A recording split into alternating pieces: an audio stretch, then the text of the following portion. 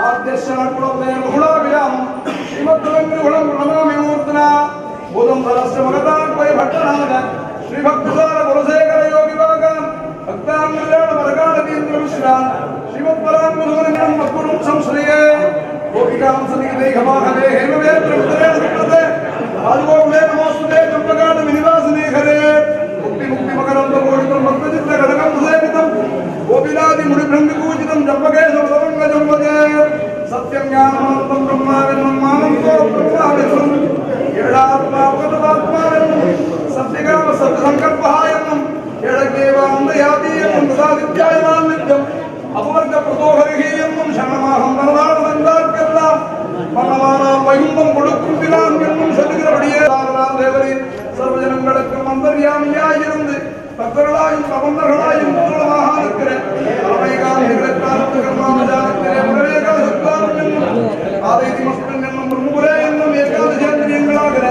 பதினோரு வாசனை உடைத்தார் என்கிற சூழலிடத்தில் நின்றும் வெளிப்புறப்பட பண்ணி அச்சராதிகளை பிடித்து பிரஜாஸ்நானபூர்வகமாக பிரகதி வாசனையை கழித்து ஸ்ரீமத் கோபுரத்வாரத்தாரே திருவாமணி மண்டபத்திலே சேர்த்து சகசிரமணாமணி மண்டலியான திருவந்தாழ்வானாக சிம்மாசனத்திலே எழுந்துள்ள அர்ச்சராதி மார்க்கம் என்றால் என்ன என்று பார்த்தால், ஒரு ஜீவன் பூமியிலே பிறந்து பல நிலைகளை கடந்து இறை சிந்தனையிலே வளர்ந்து அவன் அருளால் அவன் தாள் வணங்கி ஆச்சாரியனை சரணாகதி செய்து ஆச்சாரிய முகமாக, அதாவது குருவின் முகமாக திருவெட்டெழுத்தை உபதேசமாக பெற்று பகவானை சரணாகதி செய்து அதன் மூலம் அந்த ஜீவாத்மா கூடான உடம்பை விட்டு சென்று பரம தத்துவமான பரதெய்வமான பரமாகாசமான வைகுண்ட பூபதியான ஸ்ரீமன் நாராயணனை எப்படி அடைகிறது என்பதை விவரிப்பதே அர்ச்சராதி மார்க்கம். இதையே பகவான் நடத்தி காண்பிப்பதாக ஐதீகம்.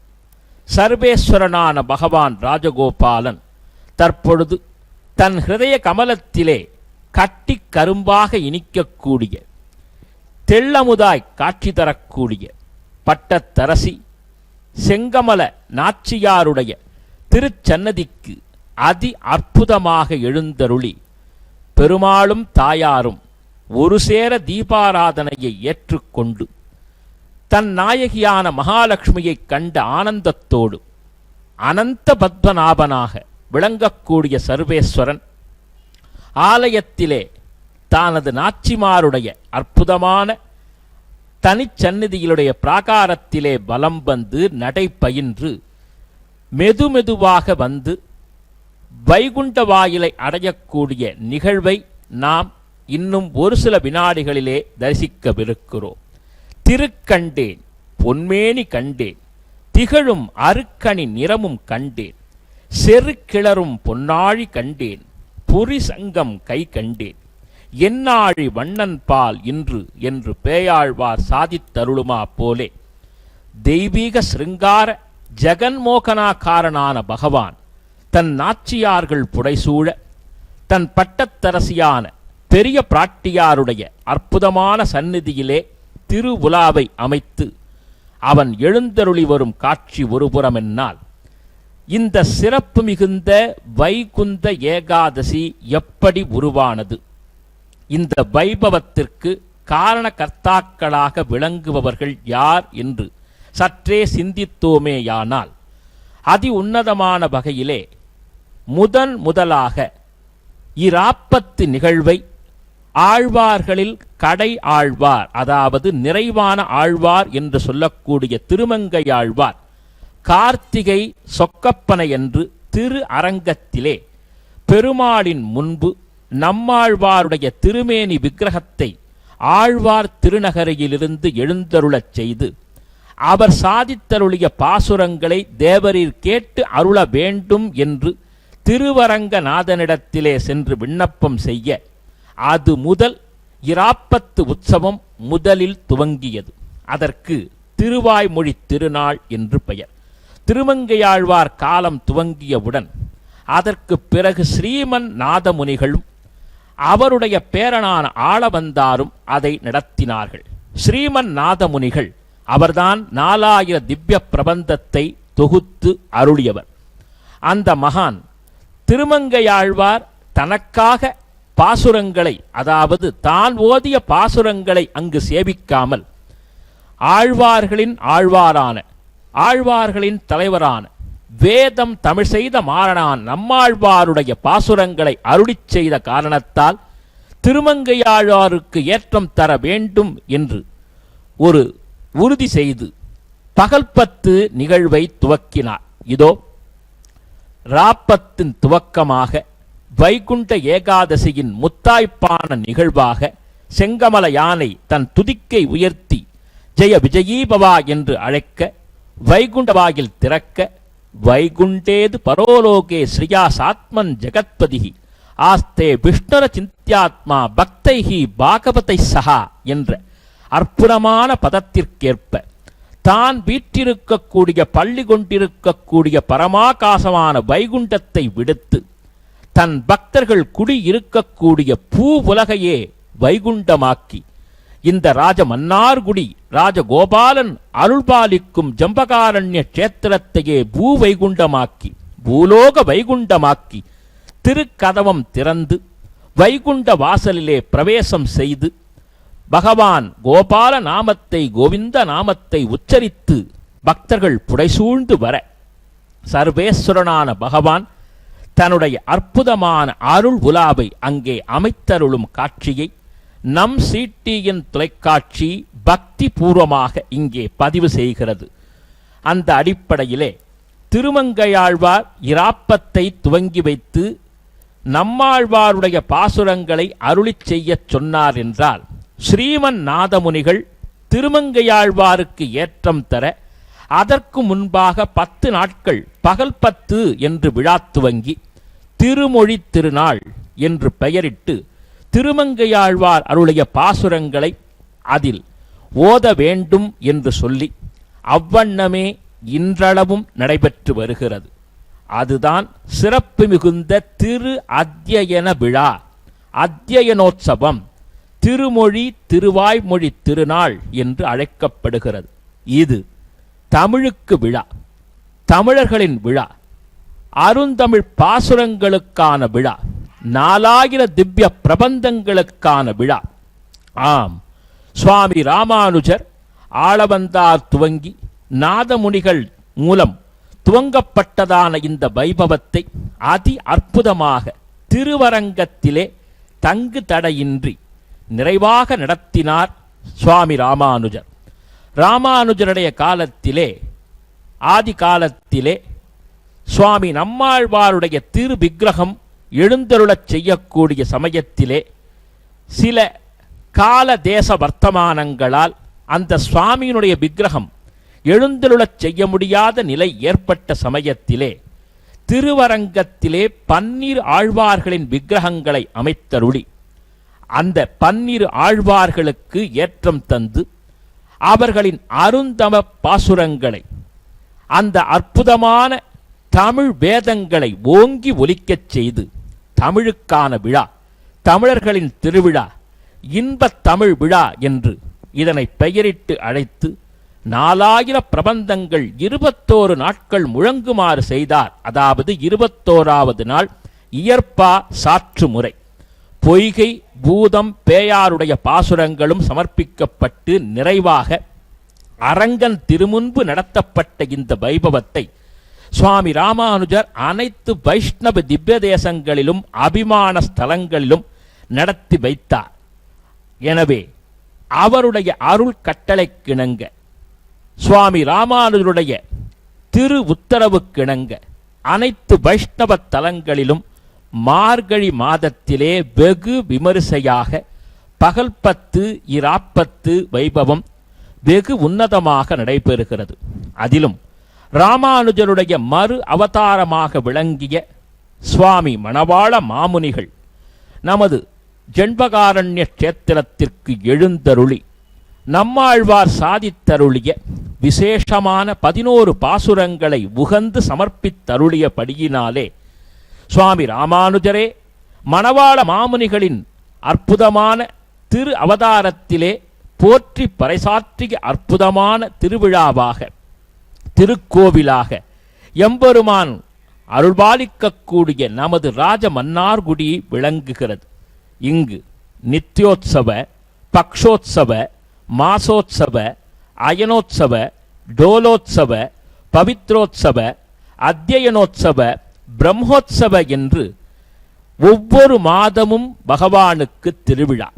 ஆம், திருமாமகள் கேள்வனான நம் பகவானுக்கு ஒவ்வொரு மாதமும் உன்னதமான வகையிலே திருவிழாக்களை கண்டருளி நித்திய திருவிழா நாயகனாகவே காட்சி தருகிறான் நமது பகவான்.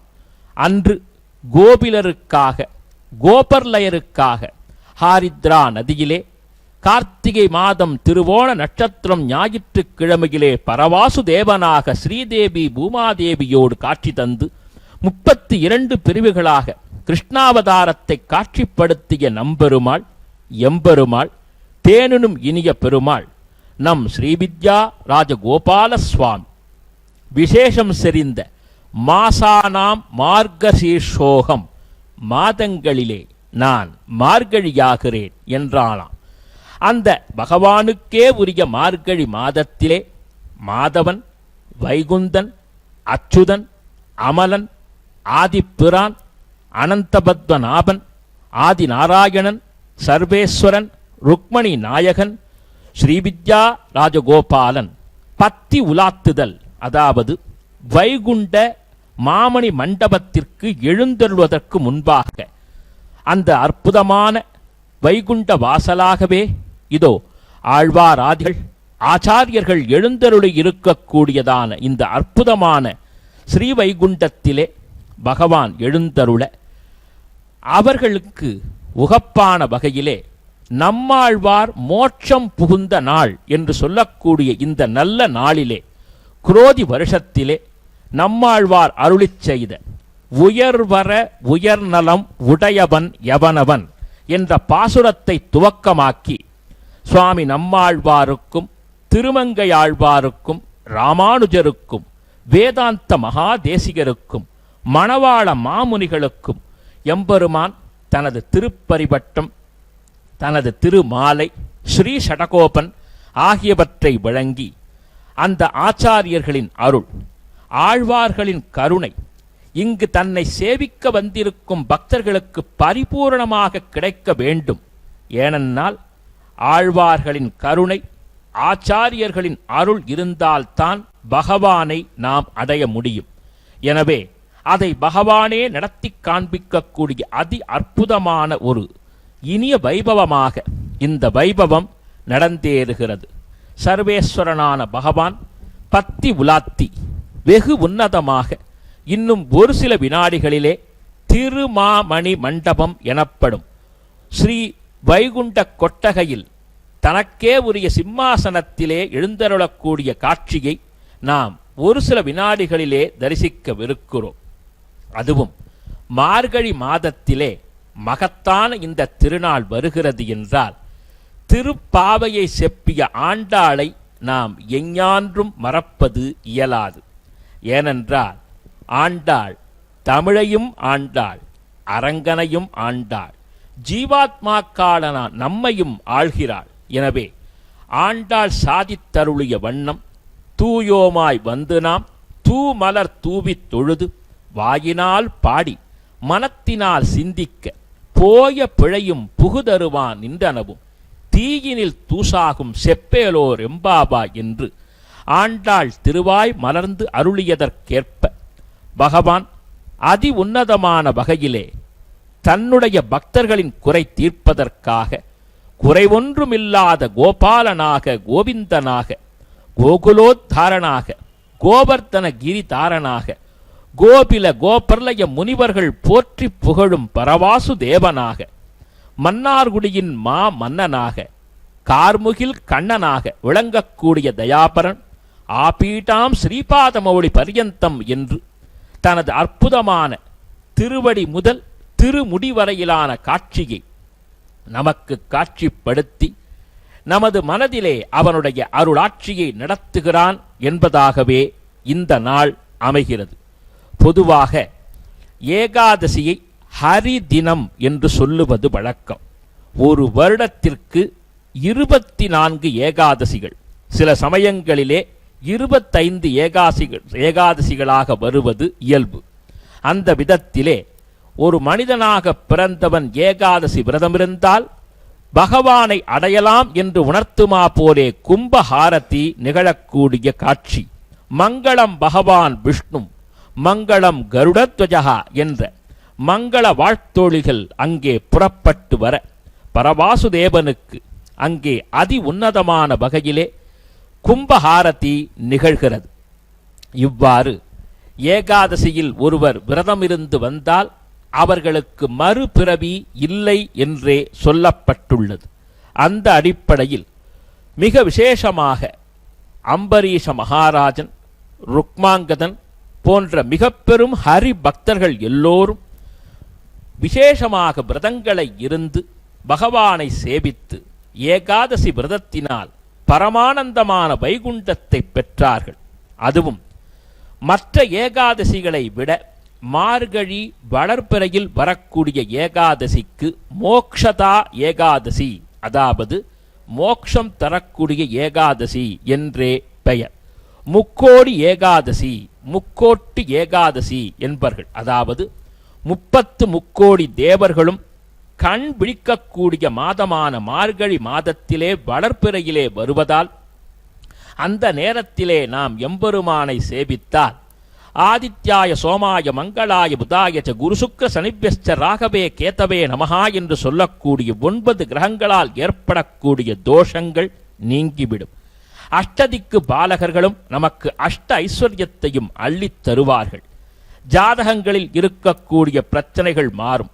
பஞ்சபூதங்களும் நமக்கு அற்புதமான வாழ்வை நல்கும். காரணம், அத்துணை தெய்வங்களும் வைகுண்டத்திலே மார்கழியிலே வளர்பிறையிலே வடக்கு வாசல் வழியாக வைகுண்ட துவாரத்திலே நுழைந்து வழிபாடு செய்வதால் மார்கழி வளர்பிறை வைகுண்ட ஏகாதசியிலே யாரெல்லாம் எம்பெருமானை சேவிக்கிறார்களோ அவர்கள் வாழ்வு பொன்மயமாக ஜொலிக்கும் என்பதை பகவானே சாதித்தருளி உள்ளார். இந்த ஏகாதசி எப்படி வந்தது என்றால், பகவான் தீயவர்களை அழித்து தூயவர்களை காக்கக்கூடியவர். அதிலும் முரன் என்ற அசுரன் பகவானை அழிப்பதற்காக வந்த பொழுது அவனை முதலிலே தோற்கடித்தான் பகவான்.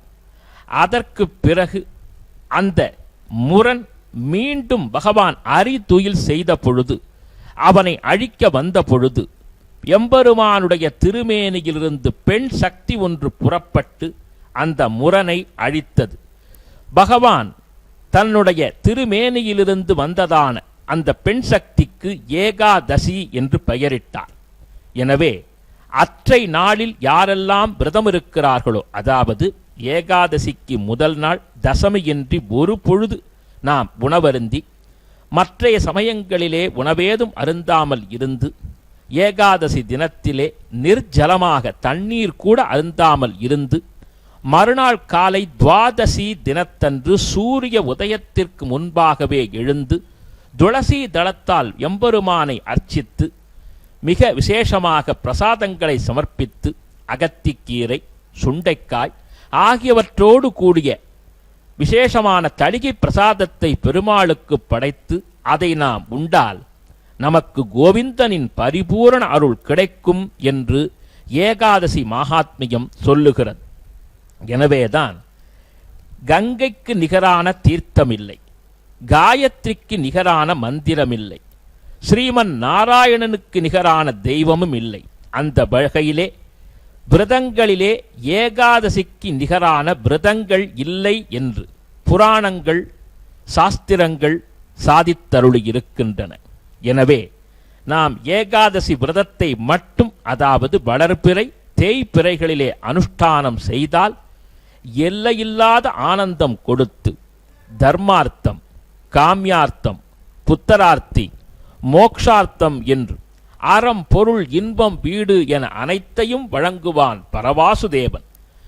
அதற்கு முத்தாய்ப்பாக எம்பெருமானுடைய திரு இடுப்பிலே தொங்கக்கூடிய சாவிக்கொத்து அசையும் காட்சி ஒருபுறம் என்னால், அந்த சாவிக்கொத்திலே 3 சாவிகள், ஆணவமலம், கண்வமலம், மாயாமலம் ஆகிய மும்மலங்களை நாம் அழிந்து நம்மிடம் இருக்கக்கூடிய அந்த மாயப்பூட்டுகள் விடுவிப்பதற்கு அன்று பார்த்தனுக்கு சாரதியாக பார்த்த சாரதியாக வந்து மாயப்போர் தேர்ப்பாகனாக நின்று தர்மத்தை சத்தியத்தை வெற்றியை பெற்று தந்து சர்வதர்மான் தரித்யஜ்ய மாம் ஏகம் சரணம் பிரஜ அகம் த்வா சர்வ பாபேப்யோ மோக்ஷ இக்ஷாமி மாசுஜஹா என்று அன்று அர்ஜுனனுக்கு சாதித்தருளிய கிருஷ்ண பரமாத்மா தன்னை சரணடைந்தார்க்கெல்லாம் மரணமானால் வைகுந்தம் கொடுக்கும் பிரான் மிக விசேஷமாக திருமாமணி மண்டபத்திலே வைகுண்டத்திலே எழுந்தருளி தன் உபய நாச்சிமார்களோடு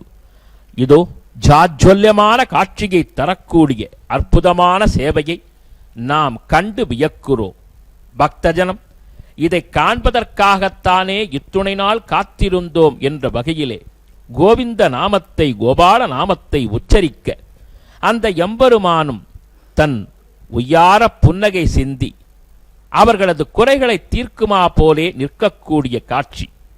அதுவும் மார்கழியிலே ஆண்டாள் அருளிய திருப்பாவை ஒவ்வொன்றும் விசேஷமானது என்றால், மிக விசேஷமாக இந்த குரோதி வருடத்திலே 26ஆம் நாளிலே வந்திருக்கக்கூடிய சிறப்பான வைகுண்ட ஏகாதசி அந்த ஆண்டாளுடைய பாசுரத்திற்கு ஏற்ப மிக உன்னதமான வகையிலே அவனுடைய பெருமைகளை எடுத்து இயம்பக்கூடிய அற்புதமான காட்சியாக மாலே மணிவண்ணா என்ற பாடலே எப்படியெல்லாம் ஆண்டாள் பேசுகிறாளோ அதுபோலே போய்ப்பாடு சங்கள் என்று விசேஷமாக ஆண்டாள் சாதிக்குமா போலே ஜெண்பகப்பூ மலர் சரமென்ன மற்றைய ஒய்யாரமான மலர் மாலைகள் என்ன எம்பெருமானுடைய அற்புதமான பைர கிரீட்டம் என்ன ரத்ன கஜிதமான சிம்மாசனம் என்ன உபய நாச்சிமார்களான மகாலட்சுமியின் சுரூபங்களான ருக்மணி சத்யபாமா நாச்சிமார்களுடைய அழகென்ன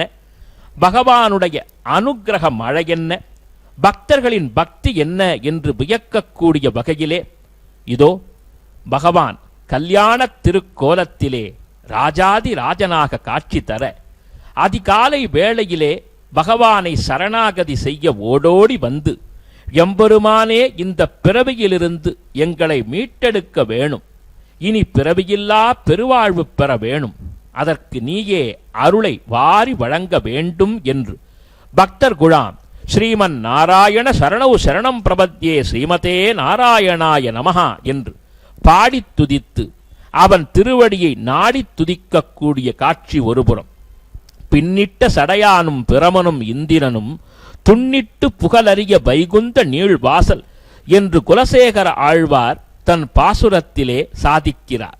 அந்த அளவுக்கு சிறப்பு மிகுந்த இந்த வைகுந்த ஏகாதசி நன்னாளிலே அற்புத பெருநாளிலே பக்தர்களின் குறை தீர்க்கக்கூடிய இன்பத் திருவிழாவிலே பரவாசுதேவன் தன் நாயகியோரு இங்கே எழுந்தருளி அனைவருக்கும் அற்புதங்களை வாழ்வில் தருவேன் என்று சாதித்தருளுமா போலே ஆண்டாள் அன்று எப்படியெல்லாம் கோபாலனை கண்டு வணங்கி துதித்தாளோ அதற்கேற்ப நந்தகோபன் குமரனாய் யசோதை இளம் சிங்கமாய் கார்மேனி செங்கன் கதிர் மதியம் போல் முகத்தானாய் அனைவருக்கும் அருள் புரியக்கூடிய நாராயண மூர்த்தியாய் பார்க்கடல் வையத்துகின்ற பரமனாய் ஓங்கி உலகளந்த புத்தமனாய் ஊழி முதல்வனாய் பாழியம் தோளுடை பத்மநாபனாய் மாயனாய் வடமதுரை மைந்தனாய் யமுனை துறைவனாய் ஆயர்குல அணி விளக்காய் தாயை குடல் விளக்கம் செய்த தாமோதரனாய்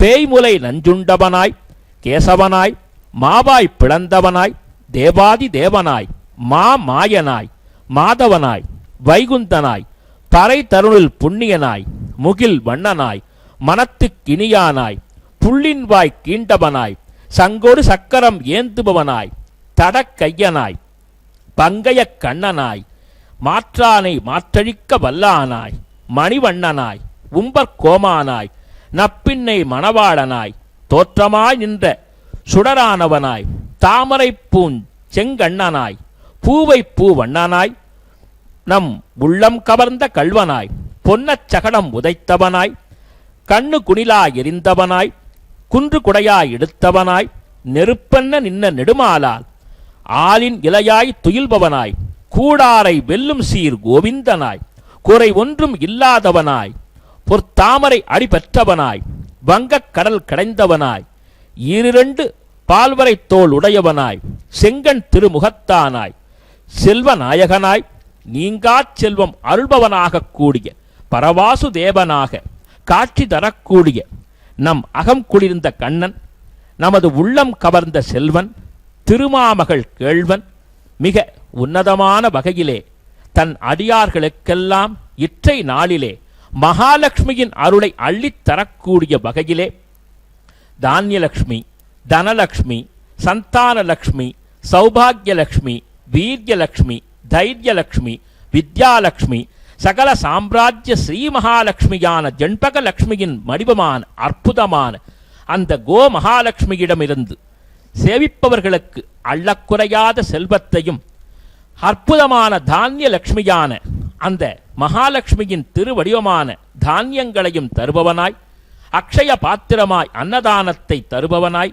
இதோ பக்தர்கள் எல்லோரும் பகவானை பூஜித்து ஆராதித்து அவனுடைய நாமாவளிகளைச் சொல்லி கேசவ நாராயண மாதவ கோவிந்த என்று புகழ்பாடி துதிக்கையிலே தன் பக்தர்கள் எப்படி பாடி அழைத்தாலும் ஓடோடி வந்து உதவக்கூடிய பரவாசு தேவனாக காட்சி தரக்கூடிய எம்பெருமான் இத்தகைய பக்தர்களுடைய அற்புதமான பக்திக்காக கட்டுப்பட்டே பூ உலகிலே நிற்கிறான்.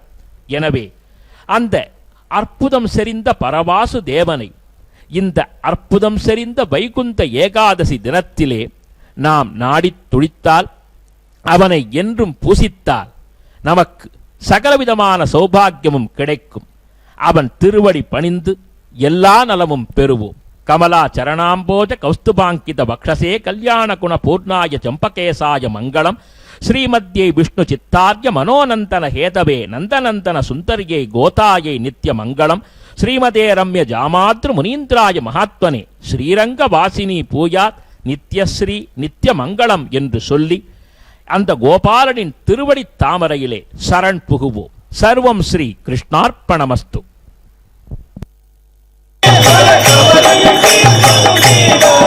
Thank you.